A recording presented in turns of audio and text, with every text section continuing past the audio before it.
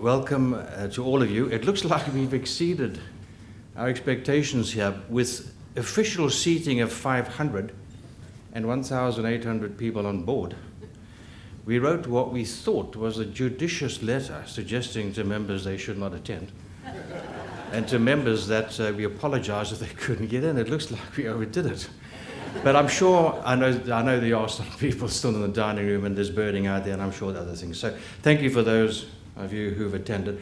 An appeal, if I may, it's going to be a fairly lengthy procedure. It's an annual general meeting. There are formalities to go through, and I know that some of them will be a little mundane. We can't help that. You know how these things work. We will try and keep it as light-hearted and as entertaining as we can. But I would appeal to you, please. There are certain things which we may rush a little, and we're going to ask for I would ask for your assistance in helping us get through this as expeditiously and as cheerfully as we can. There is an attendance register. At the last AGM on this boat sister ship, we had the attendance register at the back, and it proved an impossible task to get people to sign it as they entered. On this occasion, there are various clipboards going backwards and forwards, and we'd ask members to sign that, please. If they don't see it, if they could, when they exit, sign it as they leave. A few formalities to start off with. The previous AGM took place at Skukuza last year. There was a minute that was prepared, a comprehensive minute, which appeared on the website, and it's been there ever since. With your permission, I presume I'd hope there are no comments. With your permission, I will ask the Secretary to record the approval of those minutes. In addition, and again, a formality, if I may, I need to ask, is there anything that anybody wishes to raise as a result of those minutes? Anything arising from those minutes which might not be covered? If anybody wishes to raise a point, please do so. Failing which, we then move on to what is billed as the Chairman's address. Now, it's not an address. I'm not going to address you. We will later on be having a full report from the CEO. We will also have an address from our Honorary President, Professor Colleen Downs. There will also be a scintillating cruise through our profit and loss account and balance sheet, where the helmsman will be our Treasurer, Tony Zogby. There will be some other brief presentations. The last thing you want is to hear me banging about and adding on to those proceedings. Besides, I did notice at last year's AGM, quite a few of you nodded off to sleep whilst I was talking. We don't want that again, please. In addition, later on in the proceedings, we are proposing a change to our constitution, and I have a bit more to say about that. I need to explain that in mild detail, and that will certainly put you to sleep, I assure you. Therefore, I don't have an address. There are, however, three things I'd like to do. Firstly, on a rather somber note, I should like to mark the passing during the last year of three very special friends and supporters. If I've missed any out, and I'm sure there are other BirdLife members who've passed on, and if I've missed them out, I apologize.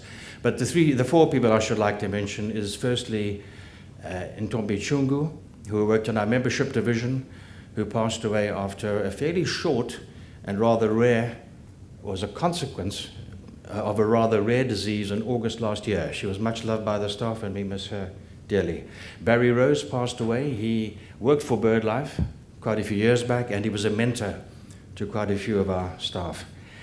Roy Cowgill, whose partner Steve is here on the boat. I'm not sure if Steve is with us in this room. Roy passed away a few months back after, again, a fairly short illness, taken away very untimely from us. All of you from KZN especially will know that Roy was a much respected, liked, long-standing ornithologist and scientist in that area. He served on our executive board with distinction, and we miss him dearly. Sheila Stainforth, who was the wife of Nigel, one of our former treasurers, passed away but 6 days ago after a 2-year battle with cancer. They lived down here, she and Nigel, in Somerset West, not down here, I beg your pardon, in Cape Town in Somerset West, and she passed away about 6 days ago. So we remember those people with affection. Secondly, I wish to acknowledge a few people. BirdLife South Africa is in a fairly good space at the moment. We have produced fairly good financials. Mark and his team have built up the finances over the last 6-7 years. We're in a reasonably good financial position. Our governance and audit structures are sound and robust. We have had fairly stunning conservation successes, and you've seen some of those in the last few days. We produce a magnificent magazine. We are a leading and respected member of BirdLife International. We are in a generally good space. Let me hasten to say, we don't take any of that for granted. We don't assume too much, and we don't allow things like hubris and Icarus syndrome to get the better of us. We realize that things can unravel very easily and very quickly, so we constantly are on watch. At any stage, we have a half a dozen officers and crew up on the bridge keeping an eye on things, I assure you. We don't take our good fortune for granted. But we are in a good space, and I like to think, and I've said this to Mark on several occasions, I like to think that of the various reasons that have occasioned that, right up front is the contribution, the leadership, vision, and the energy of some of my predecessors. If there are other former chairmen in the audience, and I haven't got their names, please forgive me, but I think I've captured them all. And I insisted they sit out right in front. So I should like to pay tribute to my predecessors as chairman, who I think have done an incredible job and who've been, to a huge degree, responsible for the success of BirdLife South Africa. So I'm going to ask you to give them a round of applause when they stand up. Will you please stand up? Mike Bridgeford, Peter Sullivan, and Vernon Head. Stand up now.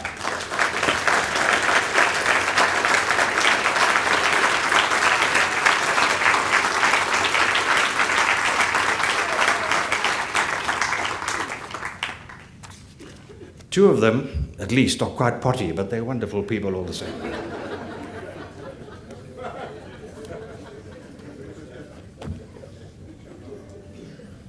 Thirdly, and then I'm done, let me preface this by saying I detest asking for money. I hate doing it. My friend over there positively salivates at the prospect of grabbing people, turning them upside down and shaking money out of them. I don't like doing that. But with close to 500 people staring at me, it's an opportunity too good to miss.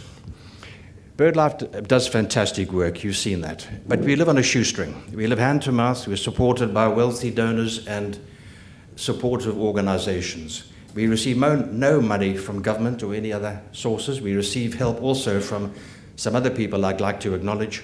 But other than that, we really are on our own, and we depend on the goodwill and the generosity of people. And before I go any further, I'm going to ask two other people to stand up and receive from you a round of applause. We get incredible help, financial and other, from the Royal Society for the Protection of Birds and BirdLife International, both of whom I think I'm correct in saying are based in Cambridge and England. The two gentlemen here I don't think are officially representing them, but we have Tim Stowe, senior executive at the RSPB, who is on board with us. I think it's only his second visit to South Africa, so he has never seen these birds before, as far as I know. Nick Prentice has seen many of these birds. He's the treasurer at BirdLife International. They're not officially representing those organizations, but they are with them, and I would ask our two English friends, please stand up and receive a round of applause.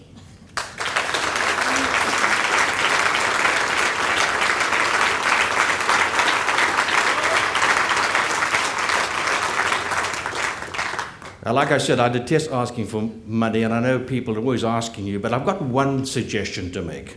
And really, this is easy, it's painless, and it's simple. If you haven't done so, any of you people, I'd urge you to consider a codicil to your last will and testament with a small bequest or legacy to BirdLife South Africa. It's simple, it's easy.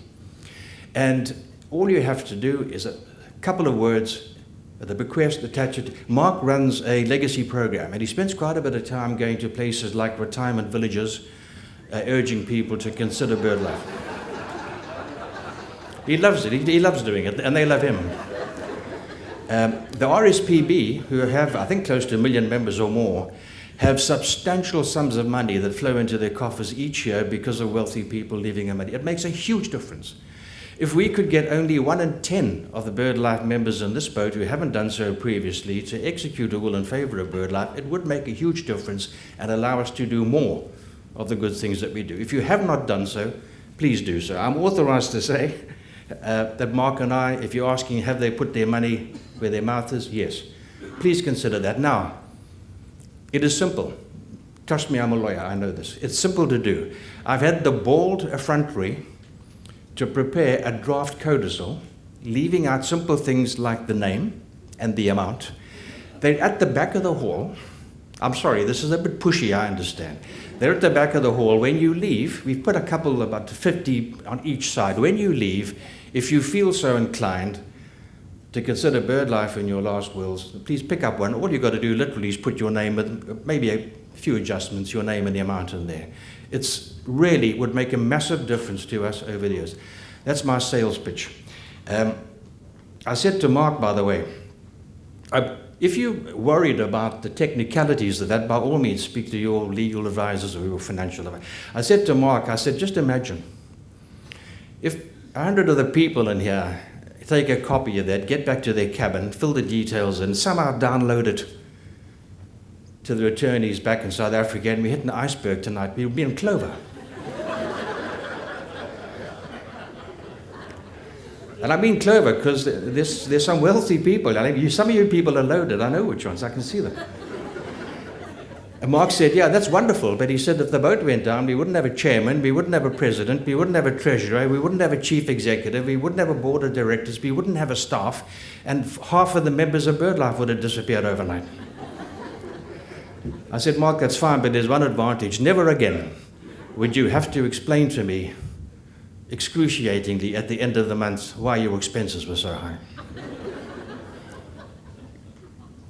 Now, it's my privilege and pleasure, as I said, I will have a bit more to say later. It's my privilege and pleasure to call on the Honorary President of BirdLife South Africa, Professor Colleen Downs, to come and talk to us.